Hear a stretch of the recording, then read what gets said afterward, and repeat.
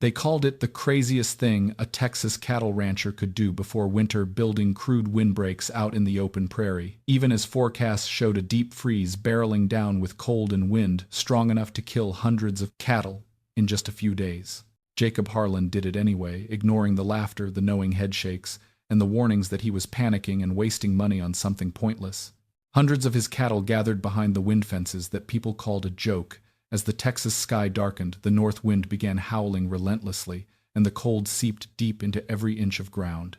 What no one realized then was that in just a few dozen hours those ridiculed windbreaks could become the fragile boundary between life and death. And the people who had laughed at him the loudest would be the first to come back asking how. Did he do it? Jacob Harlan leaned against a steel post he had driven deep into the ground 3 days before the deep freeze swept across northern Texas, his calloused, weather-beaten hands gripping a roll of windbreak netting that still carried the cold metallic smell. Before him, across the flat expanse, stretching to the pale gray horizon, the crude wind fences were gradually taking shape, not curved like corrals, not sealed like barns, just tall walls hastily pieced together from old wood, salvaged steel, industrial mesh positioned perpendicular to the strengthening north wind that was building hour by hour.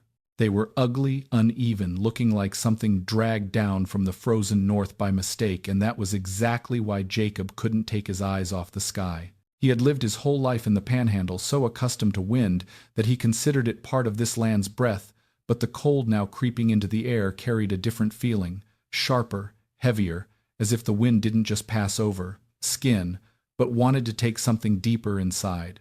Jacob had spent the entire week listening to weather radio, watching the temperature numbers drop lower and lower and seeing warnings escalate from unusual to dangerous to unprecedented.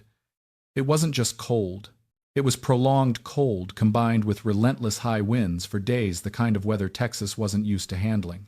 Here, cattle were still grazed outdoors, barns were only for shade or rain, and large-scale windbreaks were virtually non-existent because in the collective memory of this region, severe cold rarely lingered long enough to become a real threat. But Jacob knew that memory was no longer reliable. Many years earlier, during a rare but brutal cold snap, he had stood in this same field and watched cattle collapse from exhaustion, not from hunger, not from illness, but because the wind had drained the heat from their bodies faster than any survival instinct could save them. That memory never left him, and it was what made Jacob start preparing in silence. His idea was so simple it sounded like a joke. No enclosed barns, no heaters, no artificial warmth, just walls to break the wind. Wind fences, he called them, though most people around him just called it a waste. He had tried explaining it to his wife Laura one evening as they sat at the kitchen table, and the weather report came on with an even graver tone. Jacob took a scrap of paper, quickly sketched a few lines showing wind direction and cattle positions. "No need to warm them," he said, his voice low and steady. "Just keep the wind from taking all their heat." Laura looked at the drawing for a long time, then placed her hand over his. She didn't say whether she thought he was right or overreacting, but Jacob understood that her silence was her way of trusting him. The ridicule started as soon as the first steel posts went up. A pickup truck slowed on the dirt road running past the ranch, then stopped altogether. Mark Bellamy stuck his head out the window, eyed the half-finished barriers, and laughed. "Building a Fort Harlan," he called out, his tone laced with mockery. Jacob didn't look up, just kept stretching the mesh and checking the height he had calculated the night before. "Windbreaks," he replied shortly. "For the cattle." Mark shook his head, his dry laugh carrying on the wind. "Texas doesn't need that stuff. This ain't Wyoming." He drove off, leaving a thin trail of dust and the feeling that the story had just started spreading. Sure enough, by that afternoon 2 more trucks slowed as they passed Jacob's ranch. The men leaned out, pointed, shook their heads. One of them, Ron Cutter, even stopped, leaned against his truck and offered advice with a seasoned air. "Wind's always here," Ron said. "Texas cattle can take it. You're making too big a deal out of this." Jacob wiped sweat from his forehead, even though the air was already noticeably colder. "This wind's different," he said calmly. Ron looked at him like he'd said something incomprehensible, then shrugged and left. In their eyes, Jacob seemed panicked, like a man letting fear drive his actions, wasting time and money on a threat they believed was exaggerated. But Jacob didn't argue. He didn't stand in the road debating, didn't pull out weather data to prove his point, didn't try to convince anyone to change their mind. He just kept working, putting up more barriers, reinforcing weak spots, positioning each wall so that when the north wind hit, it would be deflected, slowed, stripped of its killing power before reaching the cattle. When the last wind fence was finally in place, the western sky had turned a heavy, leaden gray. The wind shifted earlier than forecast, stronger, colder, carrying a foreboding feeling Jacob couldn't name, only knowing it was unlike any cold he had experienced before. He stood quietly watching the cattle start to gather near the new barriers, their breath rising in thin clouds in the increasingly frigid air. The atmosphere around the ranch grew heavy, unnaturally still, and Jacob understood that what was coming wasn't just a cold night, but a test this entire region had never truly faced. The deep freeze arrived in the night without sirens or a clear moment of transition, just the sensation of temperature plummeting so fast that Jacob Harlan sensed it before the radio even issued its final warning. The air seemed to contract, becoming dense and sharp, and within hours the already uncomfortable cold turned into something that bit into flesh. The north wind blew without pause, not in gusts but as a continuous flow, whipping across the open fields, slicing through every layer of clothing, every crevice carrying a chill that made the felt temperature far lower than the numbers on the screen. Wind chill turned every minute outdoors into erosion, not just for humans but for cattle, accustomed to enduring hardship yet not designed to withstand constant heat loss. Just half a day and the first signs of collapse began appearing. Power flickered and went out across many areas, lines unable to handle the ice and wind. Heaters in barns, meant only for brief cold nights, became useless without electricity, and even where power remained, their effectiveness was sucked away by the wind before it could make a difference. Ranchers realized that the familiar measures they had relied on for years no longer worked. They couldn't move cattle into sealed barns because the barns weren't sealed, couldn't add more shelter because the wind was too strong, couldn't do anything but watch. The losses began quietly but mercilessly. Healthy cattle at first grew restless, pacing uneasily, then drifted apart from the herd, searching hopelessly for shelter in the open expanse. Some couldn't stand steadily, legs trembling from exhaustion as their bodies ran out of energy to fight the cold, draining heat every second. Weaker ones collapsed, lying motionless on ground, hard as rock, and when the faint sun appeared briefly before vanishing behind gray clouds, they didn't get up again. That scene repeated from ranch to ranch, spreading like a belated warning. Jacob knew about it not from seeing everything firsthand, but from intermittent phone calls and desperate short texts sent while cell service still worked. People told him about cattle already dead, about the helplessness of trying to pull them to their feet in wind so fierce even humans couldn't stand. Jacob himself could only go outside for very short periods. Each time he stepped through the door, the wind hit him square in the chest, choking his breath. He knew that staying out too long would make him part of the disaster. So he had to retreat, close the door, stand in the darkened house colder than usual, with the power out, listening to the wind howl endlessly around the ranch. In those hours, time seemed to stretch forever. No one argued anymore, no one mocked. Ranchers could only wait, each in their own space, with rising anxiety matching every gust. Jacob waited too, but his waiting carried a different tone, mingled with fragile hope and deep-seated fear. The wind fences out there were still standing in the gale, but he couldn't yet confirm anything. He didn't know if those crude walls were truly slowing the wind, didn't know if his cattle would endure the coming hours or collapse like so many others. As night fell again, the cold tightened its grip, and Jacob was forced to stay inside, powerless against a merciless adversary in nature, understanding that from this moment on, everything depended on time and on the decision he had made before. The deep freeze began. By dawn on the second day, after a night so long that Jacob Harlan wasn't sure he had slept or just dozed in brief, nightmare-filled intervals, the wind suddenly eased in an unusual way, not complete silence, but a rare pause, as if the deep freeze was catching its breath before tightening again. Jacob sensed the change immediately, without looking outside, just by listening to the familiar sound dropping to half its intensity. He put on extra layers, pulled his collar up to his chin, opened the door and stepped out, and the cold still hit his face hard, but this time without the violent whipping of wind. The ground was frozen solid, each footstep crunching dryly, and the air carried the metallic scent of ice. Jacob walked toward the ranch boundary where his wind fences stood in long rows, and along the way he had to glance at the neighboring properties. There the disaster was plain to see without explanation. Cattle lay scattered across the open fields, some collapsed in positions as if they had tried to stand and given up, others motionless, bodies stiff, a thin layer of frost on their coats. The survivors were exhausted, standing apart from the herd, heads low, bodies shaking uncontrollably, breath coming in thick, rapid clouds. Jacob didn't need to count to know the losses were massive.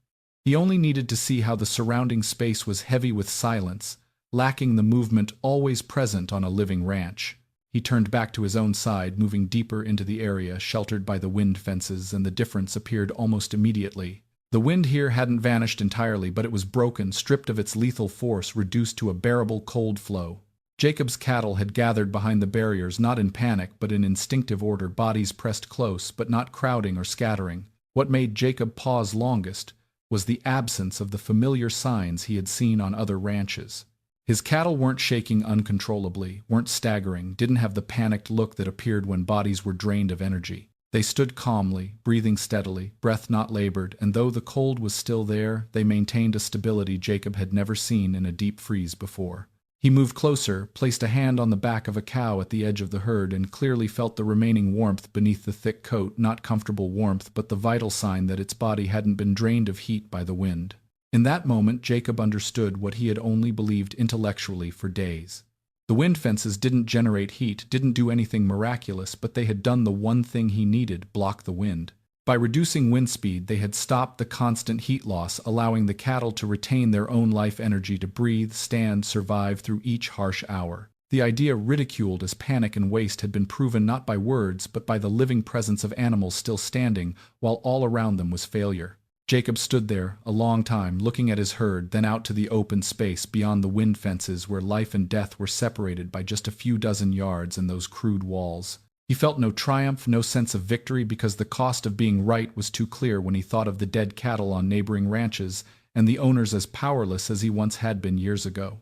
All Jacob did was exhale a deep breath, one he had been holding in his chest since the deep freeze began, feeling for the first time in days that his decision, though called crazy, had given his cattle a real chance to survive. After that moment of relieved exhalation, Jacob Harlan didn't need anyone to explain what had just happened, but he knew the questions would come sooner or later, because what his cattle were showing stood in complete contrast to what everyone had always believed.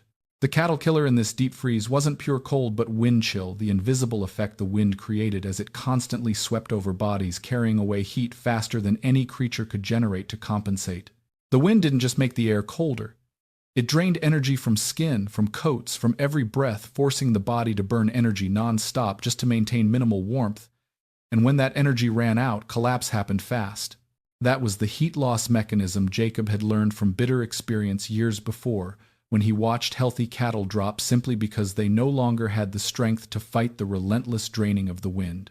The wind fences had intervened exactly at that point. They didn't create warmth, didn't make the surrounding air comfortable. They did one seemingly small but life-critical thing: reduce wind speed. When the wind was broken by those crude walls, a space formed behind them where the air was almost still, a windless zone where heat loss slowed enough for the cattle's bodies to balance themselves. In that zone, every breath, every small movement of the herd contributed to retaining energy instead of having it swept away instantly. Jacob looked at the surrounding ranches and understood exactly where the difference lay. Many ranches had enclosed barns overhead, cover thick wooden walls, but the wind still slipped through, cracks still swirled inside, turning supposedly safe spaces into invisible heat-sucking machines. In contrast, the space behind his wind fences remained open, no roof, no sealed walls, but the wind was stopped before it could do its worst. That comparison began to become clear, not just to Jacob but to those around him.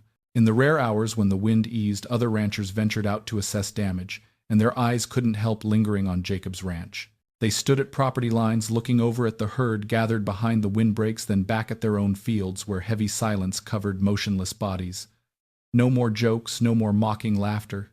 Instead, silent, serious observation that bordered on painful.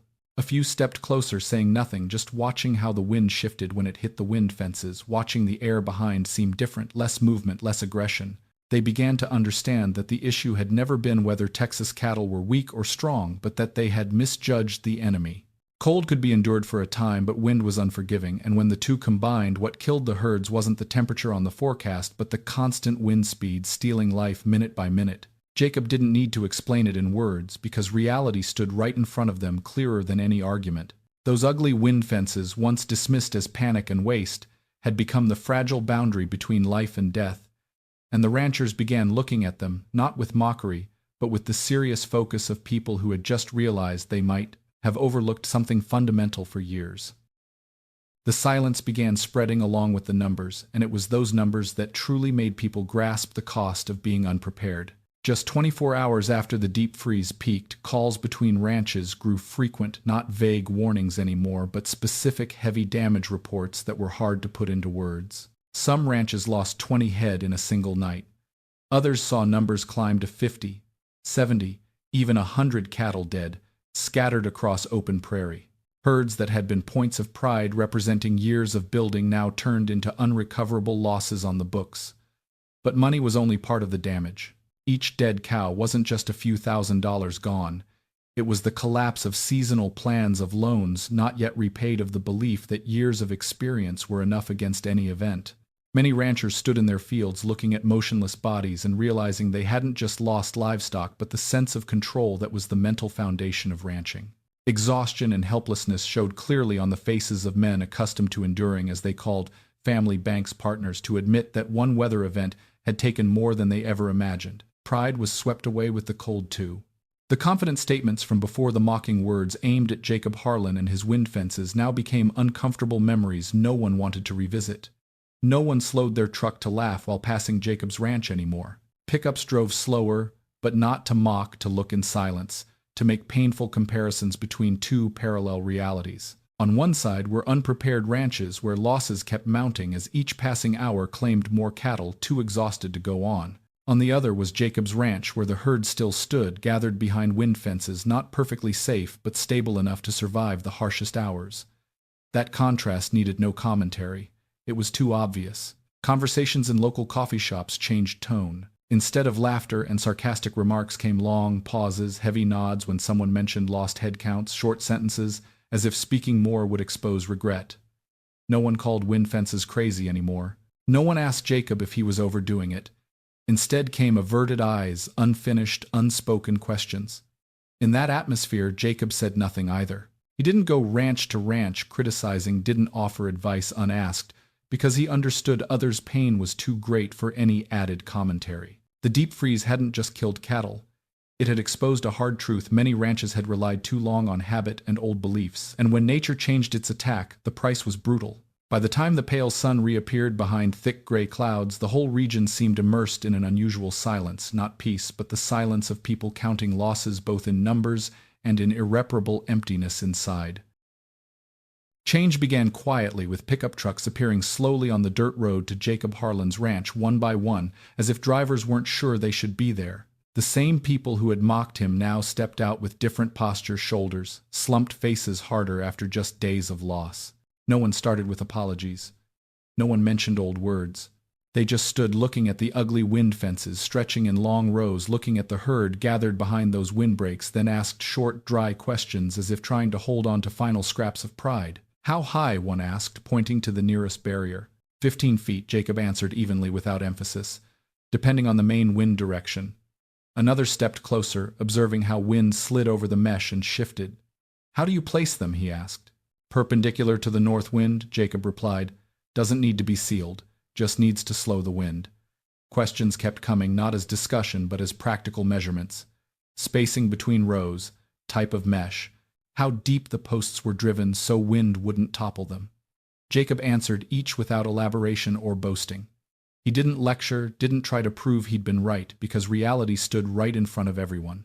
The herd behind the wind fences was living proof. No more persuasion needed. Jacob's reluctance didn't come from arrogance but exhaustion. He knew every answer meant someone was desperately trying to fix a mistake that had already caused irreversible loss.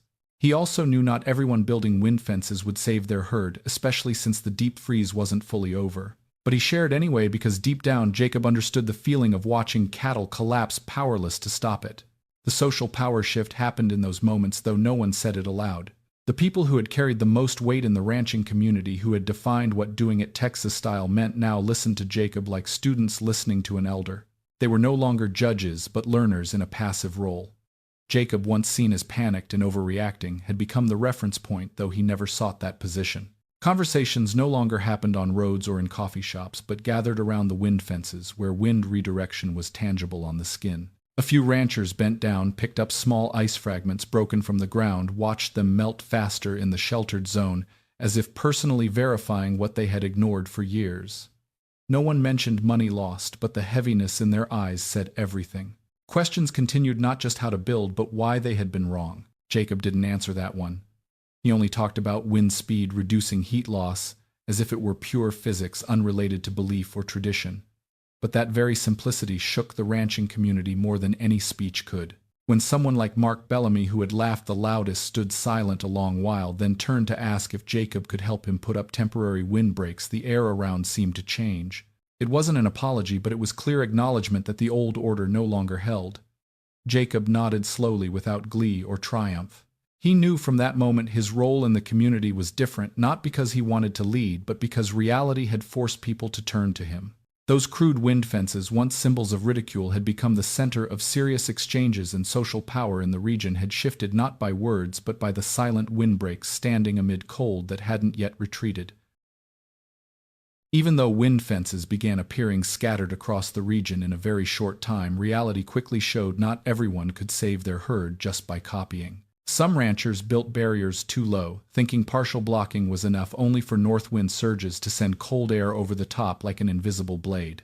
Others placed them wrong, parallel to the main wind instead of perpendicular, so wind wasn't broken but redirected, creating dangerous cold eddies right behind. Those mistakes didn't come from carelessness but haste and panic, as everyone tried to fix things while time wasn't on their side. Some did it technically right, but too late.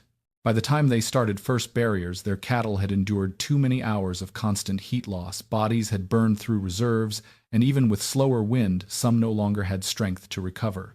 They stood quietly a moment, then collapsed as if only waiting for a final excuse to let go. Those deaths were especially painful because they happened right in front of owners who had just believed they'd found the solution. Jacob Harlan witnessed it when he went with a few ranchers to check neighboring properties, helping raise temporary fences in rare, calm intervals. He saw cattle lying motionless right behind freshly built barriers and understood nature gave no second chances once bodies passed the endurance threshold. No one said it, but everyone knew wind fences weren't magic. They couldn't reverse what had happened, couldn't bring life back to animals that lost too much energy before shelter. Those bitter lessons spread as fast as the disaster itself. In brief, cold wind conversations, people began sharing not just how to do it right, but mistakes that cost cattle lives. Some admitted they'd been complacent, thinking a few cold hours couldn't cause major damage. Others realized they'd heard advice too late when the deep freeze was at peak. Each story carried heavy regret, and no one tried to act like they knew better anymore. The silence now had a different tone from earlier days, not mockery or pride, but the silence of people who had just learned an expensive lesson. Jacob didn't judge aloud because he knew in their position he might have made similar mistakes. He only repeated one thing: wind fences needed to be built right and built before wind took too much life energy. But those words couldn't ease the pain of ranchers counting dead cattle on their land. The deep freeze dragged on hour by hour, leaving behind not just herds that survived thanks to timely shelter, but large voids where preparation came too late. That bitter lesson etched itself into the northern Texas ranching community, not through books or seminars, but through lost numbers and motionless bodies scattered on fields, reminding that in facing nature, correctly identifying the threat, and acting in time was the fragile line between saving a herd and losing everything. While the deep freeze still hadn't fully retreated and north winds continued sweeping the Texas plains, a quiet but rapidly spreading movement began across land long accustomed to emptiness and isolation. From above, crude wind fences sprouted day by day, cutting across vast fields like hurried strokes on a familiar canvas. They appeared everywhere around main grazing areas, along low draws at edges of ranches that previously had no proper windbreaks. Materials were scavenged from anywhere possible: old wood from broken fences, salvaged steel, industrial mesh originally for covering sheds, all hauled in and erected at a pace no one would have thought possible days earlier. What stood out wasn't just the number of wind fences, but how they were built. Ranchers no longer worked alone. Pickup trucks lined up traveling between ranches, carrying posts, mesh equipment, and willing hands. In rare, calm intervals, people once only nodding and passing now stood shoulder to shoulder, measuring quickly, debating wind direction, then driving posts into frozen ground together. Urgent atmosphere covered the whole region, but it wasn't chaos. It was the hurried rhythm of people who understood each passing hour could decide how many more cattle survived. Jacob Harlan became an unofficial anchor in that wave. He didn't give orders or claim leadership, but nearly every ranch-building fences drew at least partly on his experience. His phone rang constantly with short, practical questions: how high, how to deflect wind, what spacing. Jacob moved between ranches when he could, giving quick guidance, fixing major errors, then moving on because no one had time for long explanations.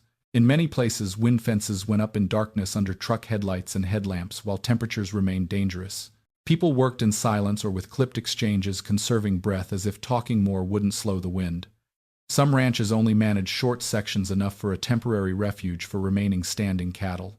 Others built long rows encircling main grazing areas and immediately saw herds gradually gather behind new walls, instinctively responding to changed airflow. Those moments brought a rare feeling amid disaster, the sense that something could still be done. Competition, ego, and invisible boundaries between ranches were temporarily set aside.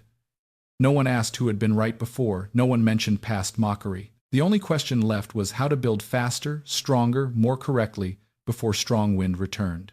Across the Texas plains, uneven wind fences, each place its own style, became clear signs of adaptation in crisis. They weren't pretty or standardized, but all served the same vital purpose.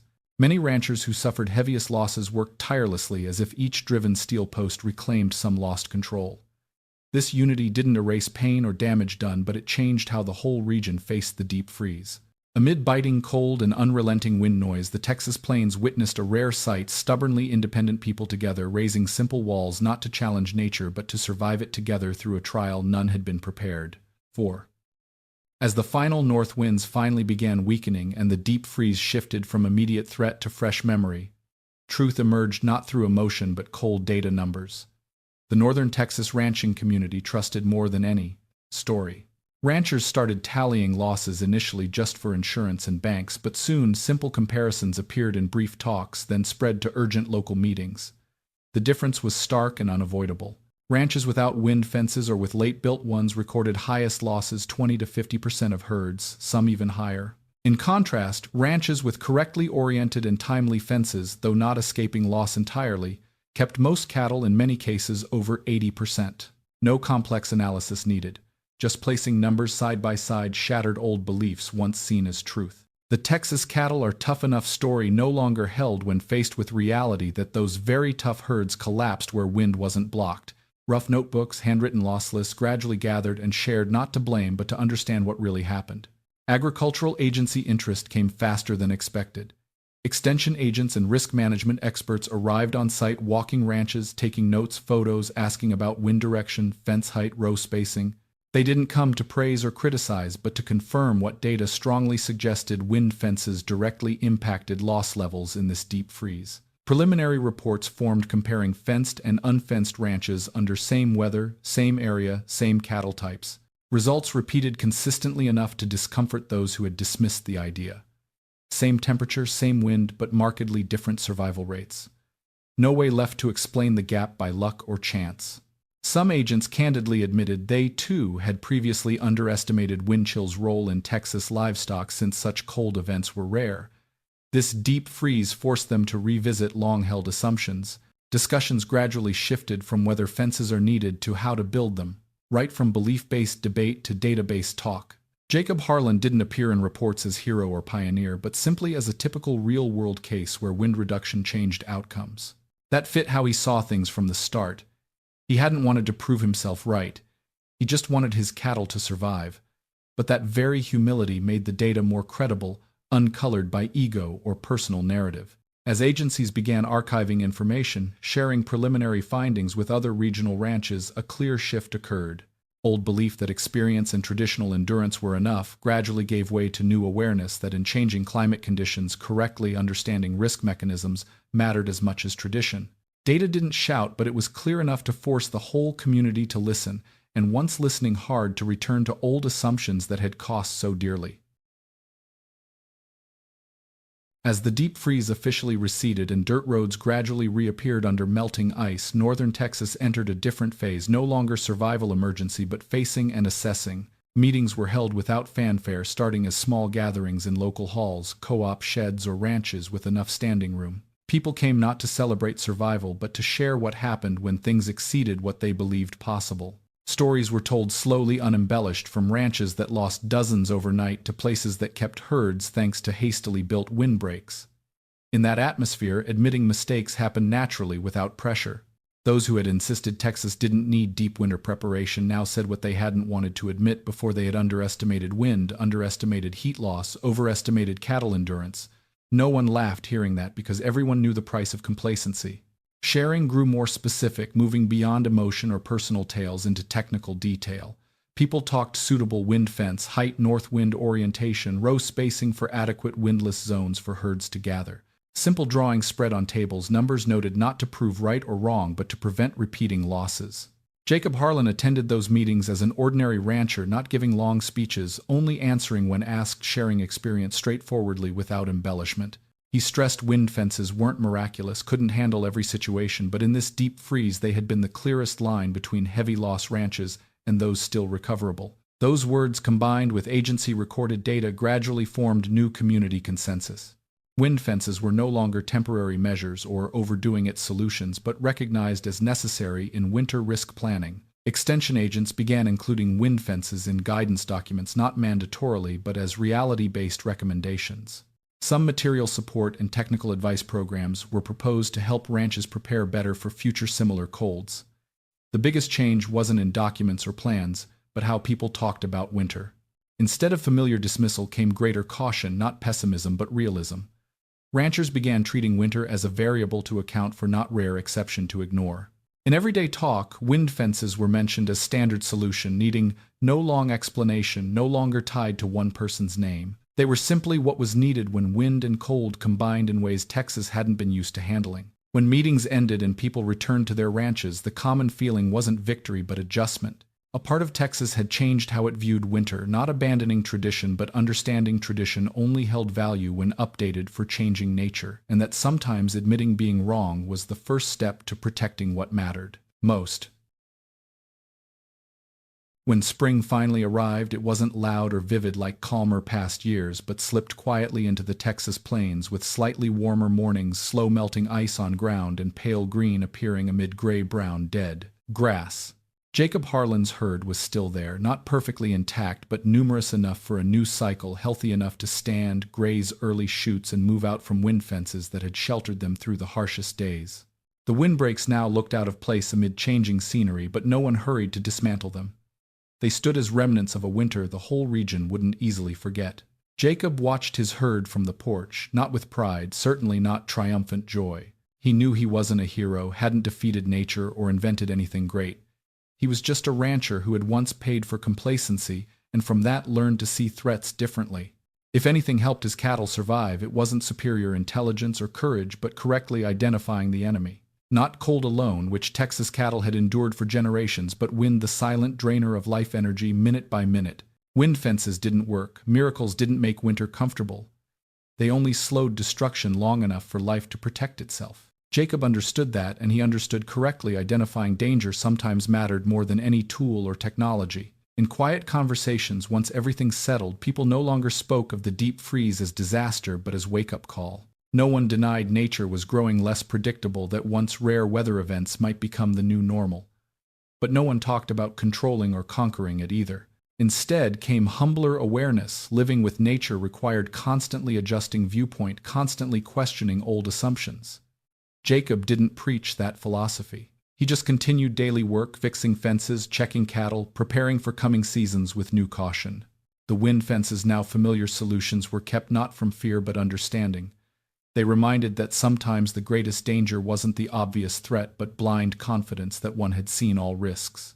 Spring brought continuation, but didn't erase winter's memory. The voids where herds were lost remained on the ground and in ranchers' minds. And those very voids meant the story didn't end in complete joy, but in a long, quiet aftertone. Wind doesn't kill cattle. Complacency does. And in a world where weather, climate, and things once considered stable are changing, that lesson isn't just for Texas or cattle ranchers, but for anyone who believes past experience is always enough to protect them from tomorrow's dangers. If you find this story gives you a new perspective on how people face nature and risk, please subscribe to the channel so you don't miss the next authentic and profound stories. Thank you for staying until the end, and see you in the next stories.